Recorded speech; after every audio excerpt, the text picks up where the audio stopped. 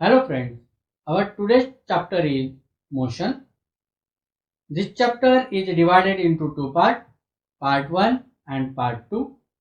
In part 1, we are going to learn concept of motion and rest, scalar and vector quantity, distance and displacement, uniform motion and non-uniform motion, speed and velocity, and acceleration.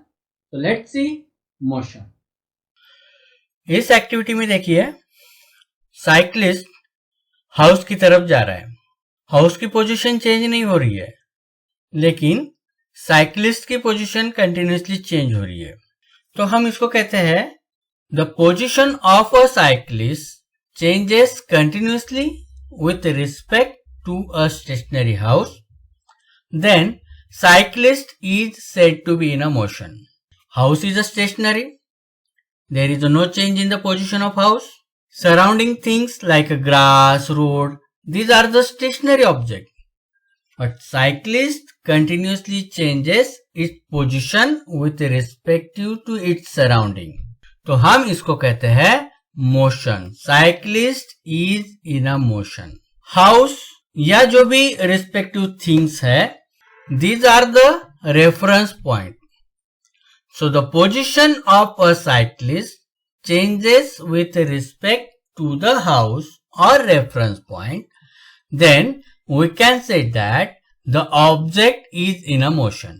हम इसकी definition कैसे करेंगे? An object is said to be in a motion if its position changes continuously with respect to its surrounding or reference point. इस activity में हमने reference point लिया है house. इसके बाद देखते हैं रेस्ट।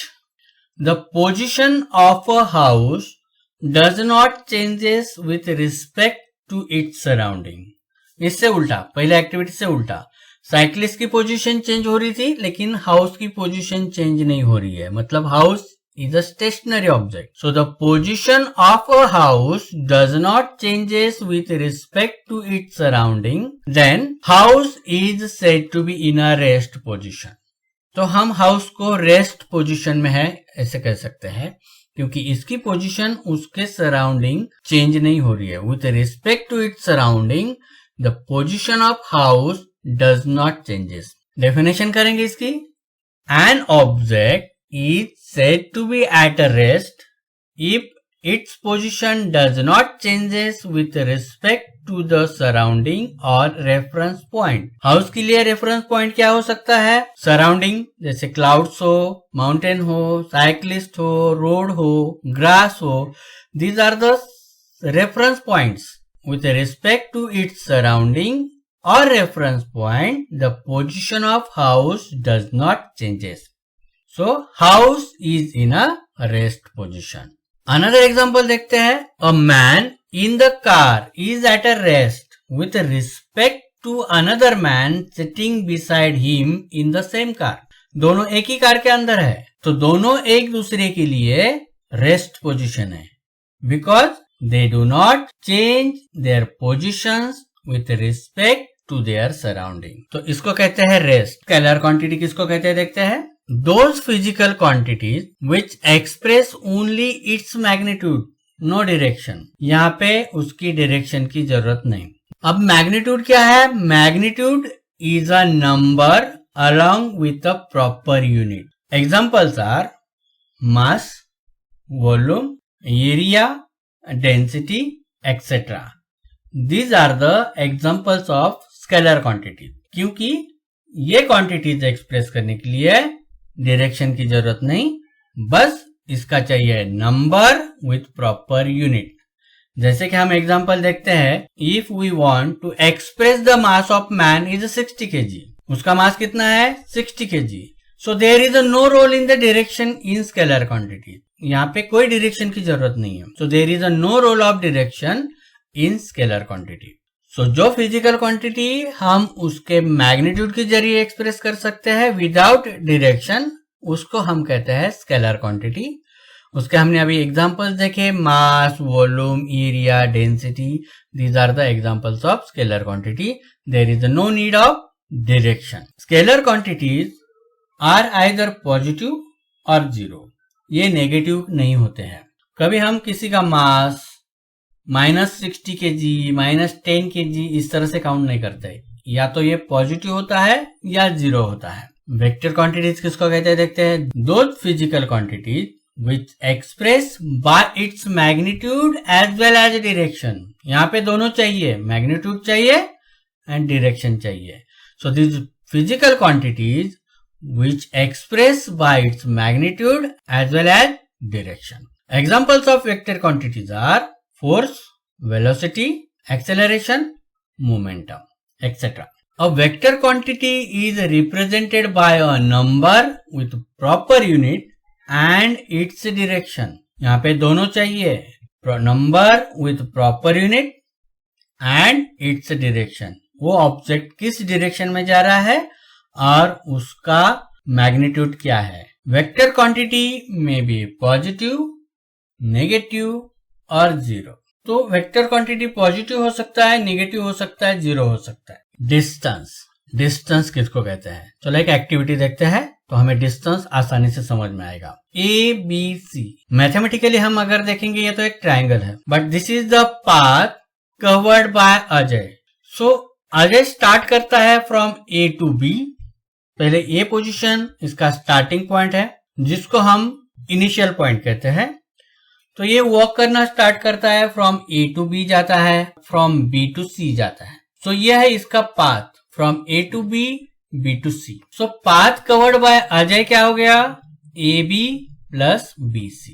अगर AB 5 मीटर है और BC 4 मीटर है तो total path covered by Ajay क्या होगा, 5 metre plus 4 metre equal to 9 metre. ये हो गया path covered by Ajay 9 metre. Total length of the path followed by the body during its motion between initial position to the final position. Initial position क्या है and final position क्या है. उसने start कहां से किया था, from A. End कहां पे हुआ, at C. So A is the initial position and C is the final position. उसने टोटल पाथ कितना कवर किया था उसको कहते हैं डिस्टेंस. So इसका डिस्टेंस कितना हुआ, AB plus BC equal to 5 plus 4 equal to 9 meter. So this is the distance covered by Ajay. 9 meter distance covered by Ajay. So A is the initial point and C is the final point. So this quantity easily expressed by its magnitude. So distance is a scalar quantity. Distance has only magnitude and no direction. It cannot be negative. हमने पहले ही देखा था कि scalar quantity कभी भी negative नहीं होते. SI unit जो है मीटर, CGS यूनिट जो है सेंटीमीटर. अब दूसरा वाला कंसेप्ट देखते हैं, displacement. Path covered by Ajay हमने देखा था AB plus BC equal to distance, that is 9 metre हमने कैलकुलेट किया था. ये तो हो गया इसका डिस्टेंस. हमने सेम एग्जांपल इसलिए लिया है कि हमें डिस्टेंस और डिस्प्लेसमेंट आसानी से समझ में आए. Shortest path between initial position and final position in straight line. Straight line में शॉर्टेस्ट पाथ जो होता है between initial and final position, इसको हम कहते हैं डिस्प्लेसमेंट. शॉर्टेस्ट पाथ कौन सा होगा, A is the initial position and C is the final position. So shortest path between A and C, यह है shortest path between initial position and final position. AC is the shortest path in a straight line. याद रखिए shortest path कैसे चाहिए, in a straight line. So AC is the shortest path. The shortest path in a straight line between initial and final position is called as a displacement. इसको हम कहते हैं displacement. Distance कैसे calculate किया था हमने, total path covered by body. लेकिन displacement calculate करने के लिए हमें चाहिए shortest path in a straight line between initial position and final position. So इसका डिस्प्लेसमेंट है AC. Displacement of Ajay is AC. This is the shortest path between initial position and final position. Displacement has both magnitude as well as direction. तो हम इसको कहते हैं vector quantity. So displacement is vector quantity. Displacement can be positive, negative और zero. Unit of displacement, इसका SI unit है metre, CGS unit है centimetre. मतलब डिस्टेंस और डिस्प्लेसमेंट का यूनिट सेम है, but distance is a scalar quantity, displacement is a vector quantity. एक example देखते हैं। ऑब्जेक्ट अगर स्ट्रेट लाइन में ट्रेवल कर रहा है तो उसका मोशन किस तरह से होगा। इनिशियल पोजीशन है O, फाइनल पोजीशन है E। अब इसमें हमें देखना है कि डिस्टेंस क्या है और डिस्प्लेसमेंट क्या है। ऑब्जेक्ट कैसे ट्रेवल कर रहा है, स्ट्रेट लाइन में, तो डिस्टेंस क्या होगा, total length between initial position and final position कितना है, 60 किलोमीटर। इसका डिस्टेंस होगा 60 किलोमीटर। मतलब इसके अंदर जितने भी पॉइंट्स आते हैं जैसे OC plus CB plus BA, this is the total length covered by body. Displacement कितना होगा, 60 kilometre. That is OA is the shortest distance, shortest path in a straight line. So इसका मतलब when object moving in a straight line, then the distance and displacement कैसे होगा, equal होगा। Distance and displacement is equal when object moving in a straight line. दूसरा वाला example देखते हैं। Object moving in a irregular path, जैसे कि initial position है A यहां से B तक गया, B से C तक गया, C से D तक गया, D से E तक गया, E से F तक गया, F से G तक गया। सो G is a final position. अब हम यहाँ पे इसका डिस्टेंस कैसे कैलकुलेट करेंगे एंड डिस्प्लेसमेंट कैसे कैलकुलेट करेंगे। डिस्टेंस क्या होगा, total path covered by body. Total path क्या होगा, AB plus BC plus CD plus DE plus EF plus FG, ये हो गया टोटल पाथ। वो कैसे मूव हो रहा है, in irregular path. So this is the total path covered by body. Displacement क्या है, हमें पता है displacement is the shortest distance between initial position and final position, that is AG।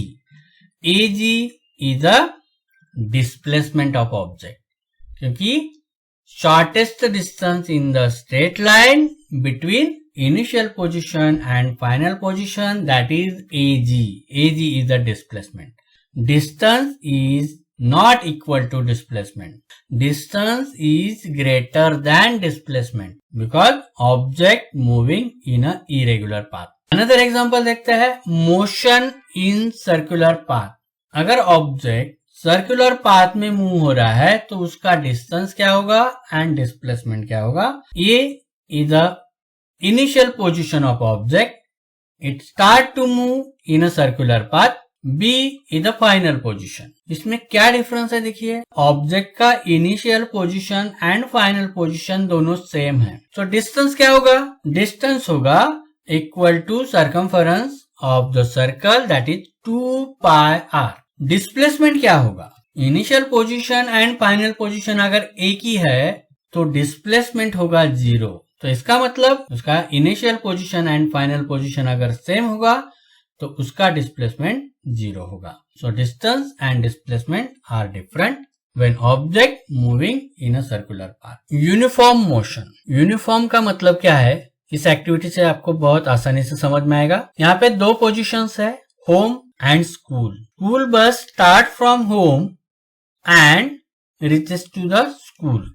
इसमें स्कूल बस ने पहला 200 मीटर का डिस्टेंस कवर किया 60 सेकंड में, दूसरे 200 मीटर को कवर किया 60 सेकंड में, बाद में फिर 200 मीटर को कवर किया 60 सेकंड में, अगेन 200 मीटर कवर किया 60 सेकंड में, फाइनली 200 मीटर कवर करके स्कूल आ गया 60 सेकंड में। तो यहाँ पे अगर हम देखेंगे, हमने यहाँ पे इक्वल इंटरवल ऑफ टाइम किया है। पहले 60 सेकंड में इसने कवर किया 200 मीटर, दूसरे 60 सेकंड में कवर किया 200 मीटर, तीसरे 60 सेकंड में कवर किया 200 मीटर। मतलब इक्वल इंटरवल ऑफ टाइम में इक्वल डिस्टेंस कवर किया। School bus cover equal distance in equal interval of time. तो इसको हम अगर टेबल में रखेंगे तो पहले 60 सेकंड में 200 मीटर, अनदर 60 सेकंड 200 मीटर। तो इस तरह का जो मोशन होता है when object covers equal distance in equal interval of time,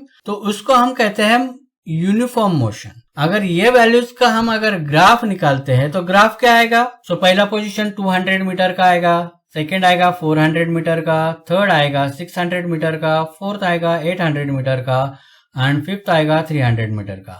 हमने टाइम और डिस्टेंस के बेस पे ये ग्राफ के पॉइंट्स निकाले हैं। इसको अगर हम ज्वाइन करेंगे तो ये आएगा स्ट्रेट लाइन में। इसका मतलब यूनिफॉर्म मोशन में ग्राफ कैसे आता है? स्ट्रेट लाइन में आता है, क्योंकि object cover equal distance in equal interval of time, इसलिए हमें जो ग्राफ मिलता है वो ग्राफ मिलता है स्ट्रेट लाइन में।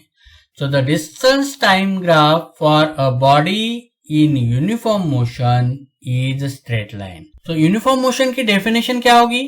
When a body covers equal distance in equal interval of time, then the motion of body is said to be uniform motion. In uniform motion, velocity of a body is uniform or constant. The direction of motion of the body does not changes throughout the uniform motion. Examples are rotation of earth, movement of hands of watch. These are the examples of uniform motion. The graph for the uniform motion is in a straight line. Non-uniform motion. Same example लेंगे school bus का। Start from home to the school. जैसे school bus आपके घर से निकली और school तक गई। इक्वल इंटरवल ऑफ टाइम में इक्वल डिस्टेंस कवर नहीं होगा। देखिए पहले 60 सेकंड में 100 मीटर कवर हो गया, दूसरे 60 सेकंड में 200 मीटर कवर हो गया, तीसरे 60 सेकंड में 300 मीटर कवर हो गया, चौथे बार 400 मीटर कवर हो गया। मतलब क्या है? इक्वल इंटरवल ऑफ टाइम में अनइक्वल डिस्टेंस कवर हो गया। Object covers unequal distance in equal interval of time. इसको हम टेबल के फॉर्म में लिखेंगे तो ये जो डिस्टेंस है वो कवर किया है unequal distance cover in equal interval of time. इसको हम ग्राफिकली देखते हैं तो हमें यहाँ पे ये पोजीशंस मिलेगी एज पर टेबल, हमने जो रीडिंग ली थी। और इसको हम अगर ज्वाइन करते हैं तो हमें इस तरह का ग्राफ मिलेगा। हमें जो ग्राफ मिलेगा वो मिलेगा curve. The distance time graph for a body in non uniform motion is curve line. इसकी डेफिनेशन क्या करेंगे? When a body covers unequal distance in equal intervals of time, then the motion of body is said to be non uniform motion. Examples are a motion of train starting from railway station and stopping at the next station, a bus moving on a crowded road or in hilly area, the motion of freely falling body from a certain height. These are the examples of non-uniform motion because in this example, this object does not cover equal distance in equal interval of time. Speed and velocity. पहले हम देखते हैं speed, उसके बाद देखेंगे हम velocity. जैसे distance और डिस्प्लेसमेंट को हमने कंपेयर किया था, उसी तरह स्पीड एंड वेलोसिटी को हम कंपेयर करेंगे। यहाँ पे दो बसेस है, एक बस में ड्राइवर ए, दूसरी बस में ड्राइवर बी। दोनों को डिस्टेंस कितना कवर करना है? 100 किलोमीटर। ए बस कवर कर रही है डिस्टेंस 100 किलोमीटर, उसको टाइम लगता है 4 आवर्स। सेम डिस्टेंस कवर करती है बी, उसको टाइम लगता है 3 आवर्स। दोनों ने डिस्टेंस इक्वली कवर किया है, बट दोनों को लगने वाला टाइम कैसे है? अलग है। सो यहाँ पे अगर हम ऑब्जर्व करें तो we can say that driver B is driving faster than driver A. Definition क्या करेंगे? The distance covered by the body per unit time is called speed of the body. Average speed हम कैसे calculate करेंगे? तो total distance covered by body in total time. उसने 100 kilometre distance cover किया था 4 hours में, तो हमें मिलेगा 100 डिवाइडेड बाय 4। उसका हम कैलकुलेट करेंगे तो हमें मिलेगा 25 kilometre per hour. So equal to total distance divided by total time. इसका ऐसा यूनिट है, कैसे कैलकुलेट करते हैं ऐसा यूनिट? डिस्टेंस का यूनिट किलोमीटर एंड टाइम का यूनिट है आवर। स्पीड का ऐसा यूनिट हमें मिलेगा किलोमीटर पर आवर, इसको हम इस तरह से भी लिखते हैं kilometre per our. This is SI unit of speed. CGS unit क्या आएगा, इसको स्मॉल कर दो, किलोमीटर को कर दो मीटर में, सो मीटर पर सेकेंड, इसको हम इस तरह से भी लिखते हैं मीटर पर सेकेंड, या इस तरह से लिखते हैं मीटर पर सेकेंड। वेलोसिटी, अब सेम एग्जांपल देखेंगे वेलोसिटी का। अब बस इनिशियल पोजीशन पे है, मतलब 0 किलोमीटर पे है, इसको कवर करना है 1000 मीटर का डिस्टेंस। जब बस स्टार्ट करेगी from initial position to final position, और इसको टाइम लगा 4 मिनट, एक पर्टिकुलर डायरेक्शन पे बस जा रहा है, तो यहाँ पे इंपॉर्टेंट चीज है direction of the bus. So definition क्या करेंगे, द डिस्प्लेसमेंट, यहाँ पे डिस्टेंस नहीं लिया है हमने, यहाँ पे लिया है displacement of the body per unit time is called velocity of the body. कितने पर यूनिट टाइम में उसने कितना डिस्टेंस किस डायरेक्शन में कवर किया है, उसको कहते हैं velocity of body. Velocity equal to displacement upon total time equal to S upon time T. अब यहाँ पे एरो दिखाया है v के ऊपर एंड s के ऊपर। एरो शोज करता है direction of the object. Velocity क्या है, वेक्टर क्वांटिटी है। एवरेज वेलोसिटी कैसे कैलकुलेट करेंगे, जैसे एवरेज स्पीड कैलकुलेट किया था। Average velocity means if the velocity changes at uniform rate, the average velocity is taken as the mean of initial velocity and final velocity. So हम average velocity calculate करेंगे initial velocity plus final velocity divided by 2 equal to v average velocity equal to u plus v divided by 2.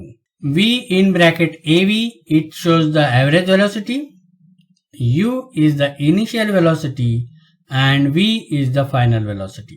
Uniform velocity.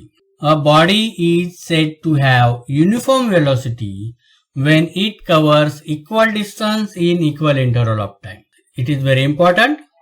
Covers equal distance in equal interval of time. Non-uniform velocity कैसे लिखेंगे? A body is said to have non-uniform velocity when it covers equal distance in unequal interval of time or unequal distance in equal interval of time. So these are the uniform velocity and non-uniform velocity. Acceleration, इसको हम कहते हैं rate of change of velocity. In uniform motion, velocity of body remain constant, does not change with time. In non-uniform motion, velocity of body varies with time. It covers equal distance in equal interval of time. It has different values at different points. So acceleration की definition हम करेंगे, the rate of change of velocity of a body is called acceleration. और इसको हम लिखेंगे तो change in velocity of a body per unit time. This is the definition of acceleration. Acceleration equal to change in velocity upon time taken. Change in velocity कैसे calculate करेंगे, final velocity minus initial velocity. लेकिन अगर final velocity कम है और initial velocity ज्यादा है तो हम इसको ऐसे भी लिख सकते हैं, initial velocity minus final velocity. So acceleration equal to final velocity minus initial velocity divided by time T. A equal to final velocity v minus initial velocity u divided by time t. So A equal to V minus U upon T. So A is the symbol used to represent acceleration. Unit of acceleration क्या आएगा, velocity का unit क्या है, metre पर second, time का unit क्या है, second, equal to metre पर सेकेंड डिवाइडेड बाय सेकेंड। सो हमें मिलेगा मीटर पर second square. This is the unit of acceleration. ऐसा यूनिट हम लिखेंगे मीटर पर सेकेंड स्क्वायर। सीजीएस यूनिट हम लिखेंगे सेंटीमीटर पर second square. So acceleration means the rate of change of velocity. Acceleration is a vector quantity, क्योंकि acceleration हम calculate करते हैं rate of change of velocity. Velocity is a vector quantity, तो acceleration is also vector quantity. Acceleration में be zero, negative और positive. Positive acceleration कब कहेंगे, जब v का वैल्यू u से ज्यादा होगा। If acceleration of body in the direction of velocity, अगर body in the direction of velocity में एक्सेलरेट हो रही है तो इसका मतलब है v is greater than u. In this condition acceleration is positive. Negative acceleration का कैसे कहेंगे, जैसे हम बोला है मूविंग कार ने ब्रेक लगा दिया, तो if acceleration of a body in the opposite direction of velocity, so in this condition initial velocity is greater then final velocity. तो यहाँ पे जो एक्सेलरेशन होगा वो होगा निगेटिव. जीरो एक्सेलरेशन कब होगा, if a body in uniform motion, एक तो बॉडी यूनिफॉर्म मोशन में चाहिए तो v एंड u इक्वल होगा, या तो बॉडी रेस्ट पोजीशन में होगी तो एक्सेलरेशन जीरो होगा. So if a body in uniform motion, इसको हम कहते हैं zero acceleration. Zero acceleration is known as a retardation और डिक्लेरेशन. तो यहां पे uniform velocity is equal to final velocity. Uniform acceleration, when the velocity of body moving along a straight line changes equally in equal interval of time, the acceleration of the body is known as a uniform acceleration. Equal velocity changes in equal interval of time is known as uniform acceleration. The velocity of a body changes unequally in equal interval of time. The acceleration of the body is known as a non-uniform acceleration. यहाँ पे velocity unequally change हो रही है in equal interval of time, तो इसको हम कहते हैं non uniform acceleration. So these are the some important physical quantities जो हमने पार्ट 1 में देखी.